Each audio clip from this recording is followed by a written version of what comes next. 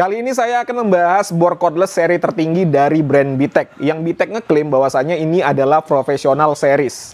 Kalau Bitek pakai embel-embel profesional, ya seharusnya bor ini bagus ya untuk kualitasnya. Penasaran dengan performanya? Stay tune, kita intro dulu.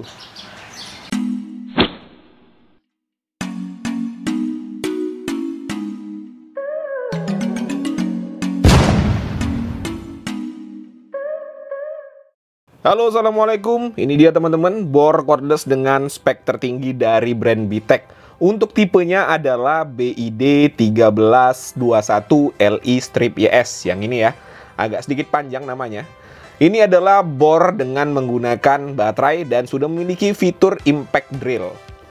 Bisa dibaca di sini, ada bacaan profesional series yang saya katakan di awal tadi ya. Dan untuk harganya ini Rp850.000 di marketplace online, link pembeliannya ada di kolom deskripsi. Untuk kemasan produknya ada dus berwarna di luar dan beberapa keterangan di dusnya ini. Lalu di dalamnya kita mendapatkan sebuah koper plastik.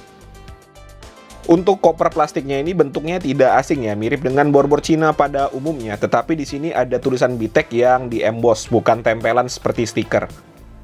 Oke, langsung saja kita unboxing ya.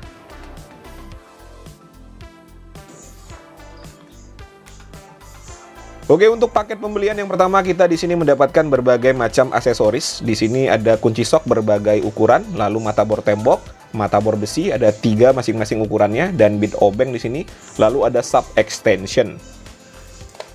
Berikutnya di sini ada 2 lembar kartu garansi. Ya, garansinya sama ya, 12 bulan untuk garansinya atau 1 tahun.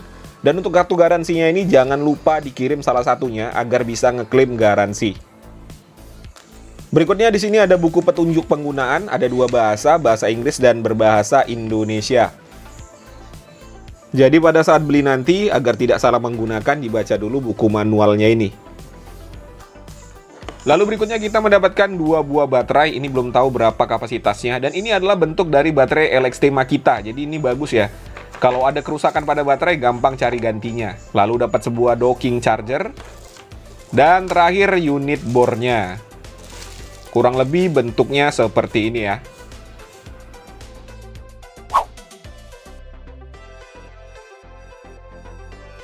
Untuk build quality dari aksesorisnya seperti mata bor tadi, nanti kita akan uji terlebih dahulu biar tahu bagaimana kualitasnya.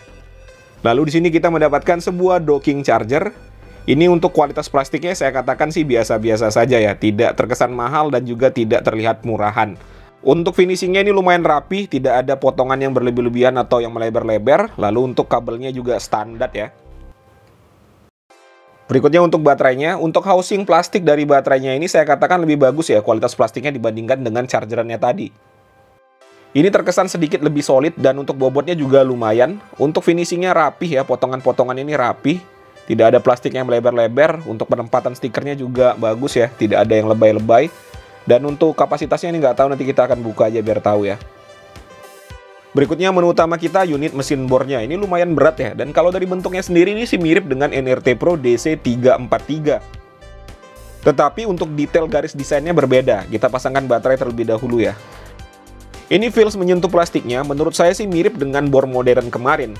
Ini memang terasa solid dan bagus. Bisa dilihat sendiri di sini ya, untuk material plastiknya ini memang sangat berbeda dengan bor-bor Cina pada umumnya. Ini sudah mendekati bor-bor mahal ya. Dan untuk tulisan Biteknya ini di emboss bukan stiker. Untuk detail-detailnya juga ini rapih sekali. Untuk potongannya tidak ada yang melebar-lebar, finishingnya juga rapi, tidak ada yang renggang-renggang. Dan untuk material karetnya juga ini bagus ya, lembut dan kesat di tangan. Feels menyentuh karetnya memang tidak seenak kalau kita menyentuh karet yang ada pada DeWalt atau Bosch. Tetapi ini jauh lebih baik daripada bor-bor Cina yang harganya 700-800 ribu itu ya. Dan untuk handling di tangan ini juga terasa mantap.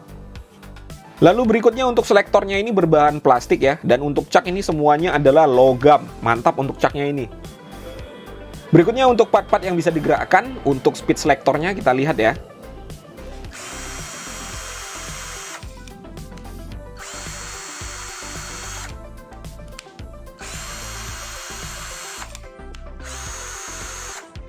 Mantap, tidak ada yang nyangkut. Untuk mode selektor, ini juga enak ya, memindahkannya smooth. Lalu untuk torsi selektor, ini juga terasa clicky sekali. Nggak ada masalah. Lalu untuk cak,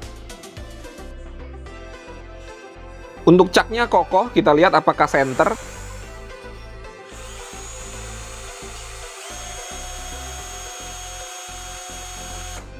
Untuk putaran cak center tidak ada geol-geol. Lalu untuk reversible juga nggak ada masalah. Triggernya juga tidak ada yang nyangkut. Mantap.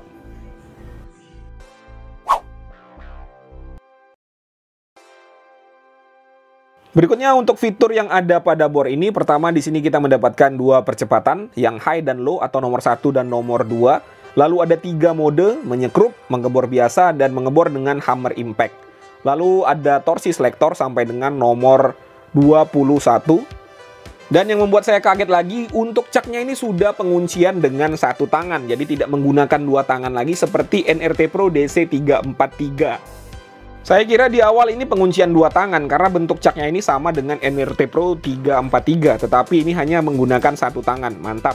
Dan untuk pengunciannya bisa dilakukan di percepatan high atau low, atau percepatan nomor 1, nomor 2 tetap bisa mengunci. Berikutnya ada reversible, putaran kanan, putaran kiri, dan apabila posisinya diletakkan ke tengah maka trigger akan terkunci. Lalu variable speed pada trigger 1, 2, 3. 1, 2, 3. Jadi ada 3 variable speed pada trigger. Dan berikutnya ada fitur LED light untuk menerangi kita pada saat bekerja. Dan sangat disayangkan ya, pada board ini tidak ada indikator baterainya. Untung saja di paket pembelian kita dapat 2 baterai ya.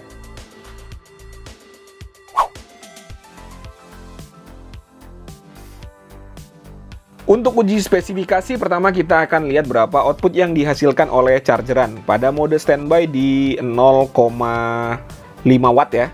Untuk mode standby, kita akan colokin baterai. Pada saat pertama dicolokin di angka 34 watt, tetapi pada saat dia mengecas, dia akan menyesuaikan sendiri ya watt yang dikeluarkan dengan isi dari baterainya. Ini kalau menurut pandangan saya, dia semakin baterainya itu semakin terisi penuh, maka output atau watt yang dihasilkan oleh chargerannya ini akan semakin dikurangi. Ini fitur yang keren ya menurut saya, jadi bisa memperpanjang umur pakai baterai.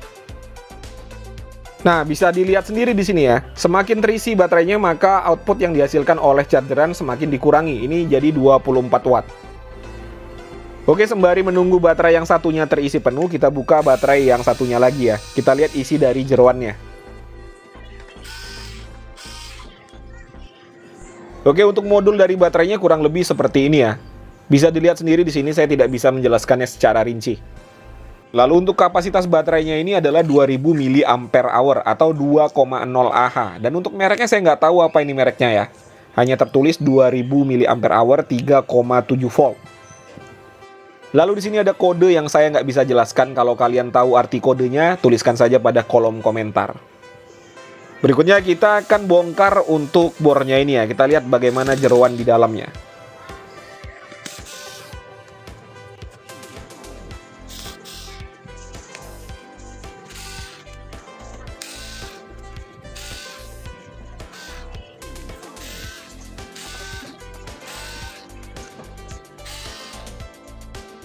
Ya, kurang lebih untuk isi di dalamnya seperti ini ya.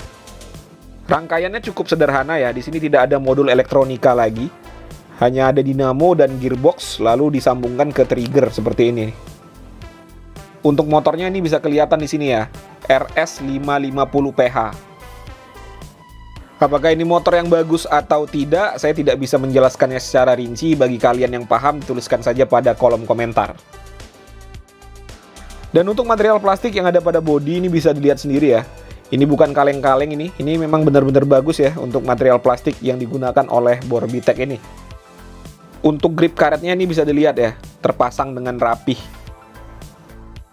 Berikutnya saya akan coba untuk docking charger BTEC ini apakah bisa digunakan untuk baterai LXT Makita tipe lain seperti JLD punya ini ya. Kita lihat ya.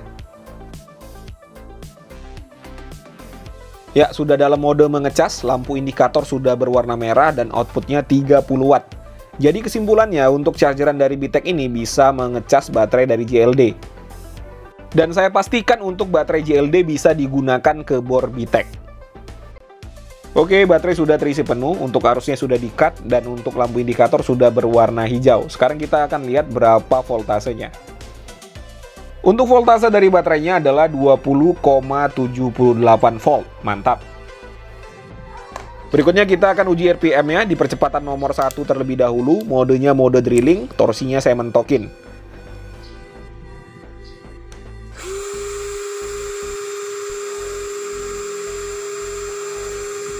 Untuk percepatan nomor 1 atau low di angka 410 RPM. Kita ubah ke high atau yang nomor 2 ya.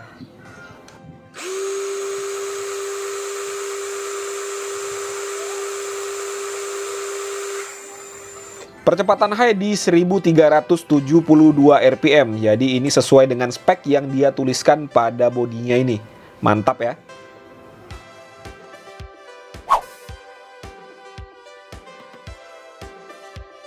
Untuk uji performa, saya akan menggunakan mata bor Bosch ukuran 12 mm. Ini adalah mata bor kayu di percepatan nomor 2 atau yang high, modenya adalah mode drilling. Untuk medianya kayu mahoni ukuran 15 cm. Kalau tidak mampu percepatan nomor 2, kita akan ganti ke percepatan nomor 1.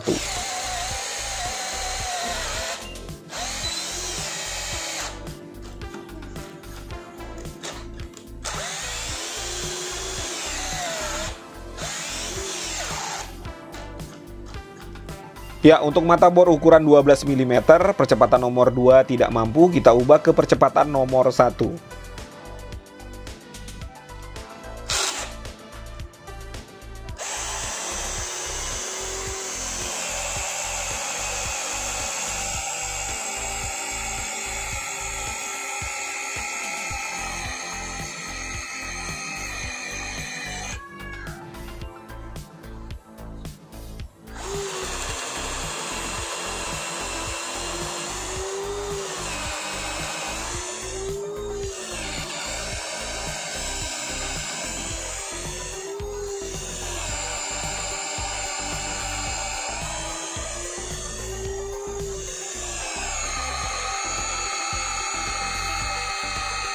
Percepatan nomor 1 tidak ada masalah, lancar ya.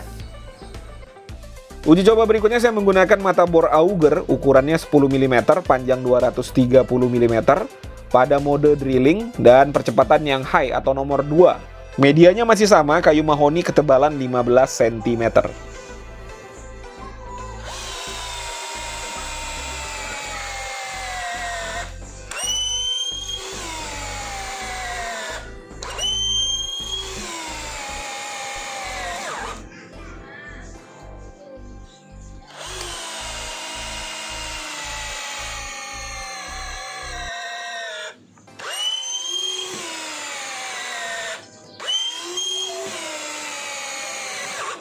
Percepatan nomor 2 menggunakan mata bor auger lancar.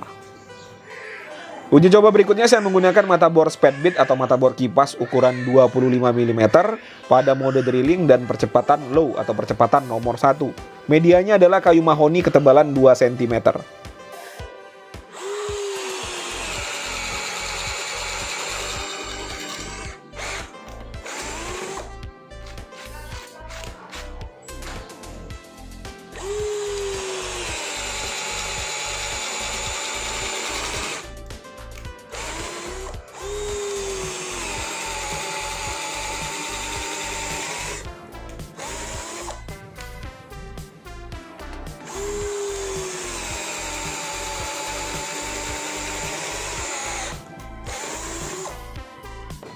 Menggunakan mata bor speedbit ukuran 25 mm tidak ada masalah ya, lancar. Untuk hasilnya ini ya, 4 lubang yang ini. Nih, 4 lubang yang di atas. Lancar ya, tidak ada masalah. Uji coba berikutnya saya akan menyekrup menggunakan bit obeng bawaan dari paket pembelian. Di sini ada skrup berbagai jenis ukuran ya.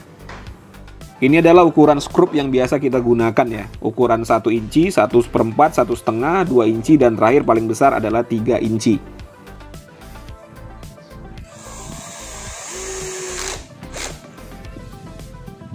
Kalau torsinya kurang, kita tambah lagi ya.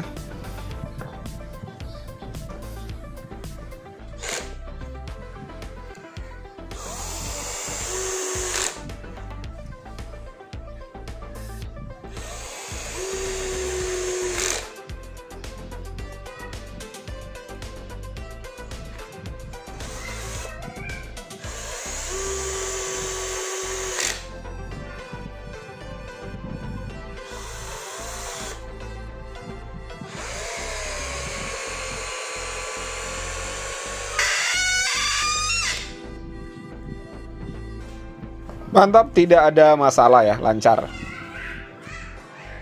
Untuk kualitas dari bit obengnya ini saya katakan biasa-biasa saja ya, tidak jelek juga tidak bagus. Ya bisalah kalau digunakan untuk kerja-kerja ringan. Berikutnya saya akan menggunakan mata bor besi ukuran 6 mm. Ini dari paket pembelian ya, kita akan lihat bagaimana kualitasnya. Saya akan mengujinya menggunakan mode drilling untuk percepatannya di high. Untuk media pengeboran adalah baja ringan dengan ketebalan 1 mm.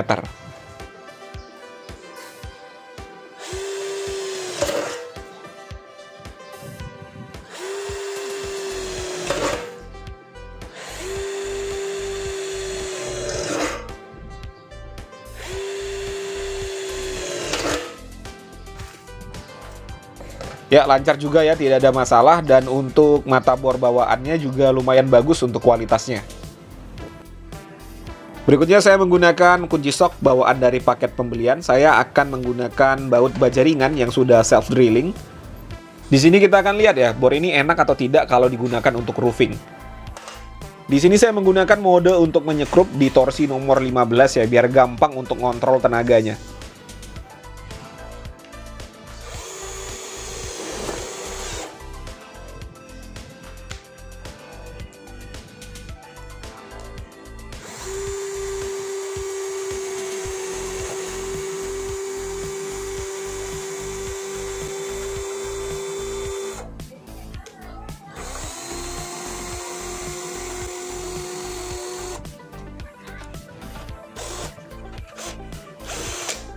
Ya, menurut saya sih bor ini enak juga ya kalau digunakan untuk roofing. Dari bobot juga tidak terlalu berat. Uji coba terakhir saya menggunakan mata bor ukuran 8 mm. Ini mata bor yang kita dapatkan di paket pembelian ya. Untuk modenya mode hammer drill sudah pasti. Untuk percepatannya adalah percepatan nomor 2 atau yang high. Untuk medianya adalah tembok beton.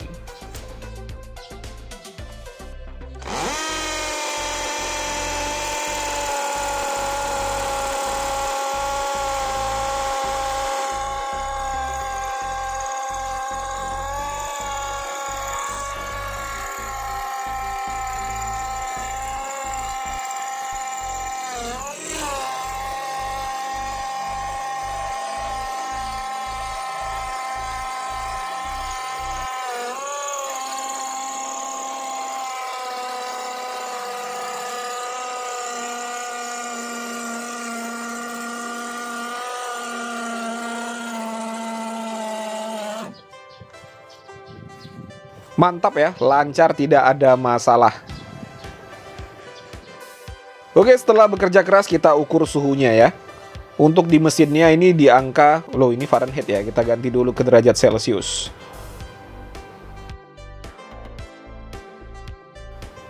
Pada motor di suhu 44,8 derajat. Lalu pada bodi, ya kurang lebih sama ya, di 44 derajat Celcius. Lalu pada baterainya ini di angka 39 derajat Celcius. Untuk suhunya saya rasa sih ini normal ya. Oke, sudah disaksikan tadi ulasan singkat saya mengenai bor BTEC ini. Kurang lebih seperti itu ya. Berikutnya saya akan menceritakan bagaimana pengalaman saya atau bagaimana feels-nya menggunakan bor ini tadi. Jadi ini murni opini pribadi. Kalau kalian punya pendapat yang berbeda, tidak jadi masalah, dituliskan saja pada kolom komentar.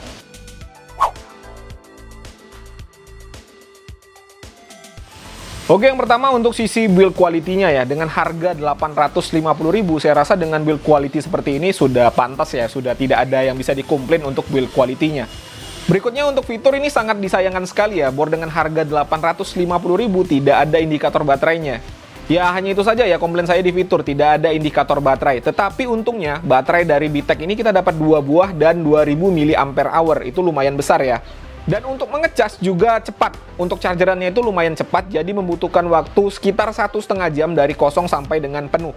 Berikutnya untuk spesifikasi saya nggak ada komplain juga. Spesifikasi yang dituliskan sudah sesuai semua pada saat saya uji tadi. Dan untuk caknya ini saya lupa tadi memberitahukan, ini maksimalnya adalah 13 mm dan untuk minimalnya adalah 3 mm. Di bawah itu dia tidak bisa menampung ya, caknya tidak akan bisa menyengkram mata bornya kalau di bawah 3 mm. Berikutnya untuk performa, saya rasa dengan harga 850.000 ini biasa-biasa saja ya, tidak ada yang wow dan tidak bisa dikomplain juga dengan performanya yang seperti tadi. Jadi yang tidak saya sukai dari board ini hanya satu ya, tidak ada indikator baterainya tadi. Tetapi yang saya sukai malah lebih banyak lagi. Yang pertama untuk cak sudah penguncian dengan satu tangan. Lalu untuk baterainya pengecasannya lumayan cepat. Berikutnya untuk baterainya juga ini gampang dicari ya. Ini modelnya LXT Makita. Jadi apabila terjadi kerusakan kita tidak bisa mendapatkan baterai BTEC, kita bisa menggantinya dengan baterai yang lain dan banyak sekali yang menjual untuk tipe LXT ini. Dan satu hal yang paling saya suka dari BTEC ini adalah garansinya, yaitu 12 bulan atau 1 tahun. Dan untuk service center dari BTEC ini sendiri, mereka itu tidak kerjasama dengan pihak lainnya atau pihak kedua. Mereka mengelola sendiri untuk service centernya. Jadi 18 titik service center yang ada di Indonesia itu semuanya sudah milik BTEC sendiri. Ya pada intinya untuk harga 850.000 ini tidak mahal lah ya, sudah pantas karena apa yang kita bayarkan sesuai dengan apa yang kita dapatkan. Dan untuk tagline professional series yang BTEC tuliskan pada kemasan saya rasa itu tidak berlebihan ya. Karena untuk profesional sendiri itu range-nya banyak. Pada bidang mebel bisa profesional, metalwork bisa profesional. Tetapi kalau dia beri tagline heavy duty, saya rasa itu agak berlebihan. Karena untuk performanya ini tidak heavy duty ya, ini hanya biasa-biasa saja. Oke teman-teman ya, mungkin itu saja yang bisa saya sampaikan. Seperti biasa, kalau ada pertanyaan dituliskan saja pada kolom komentar. Kalau mau menambahkan juga boleh silakan. Kalau ada kritik dan saran juga tidak jadi masalah. Jumpa lagi pada konten-konten saya berikutnya. Assalamualaikum warahmatullahi wabarakatuh. Oke.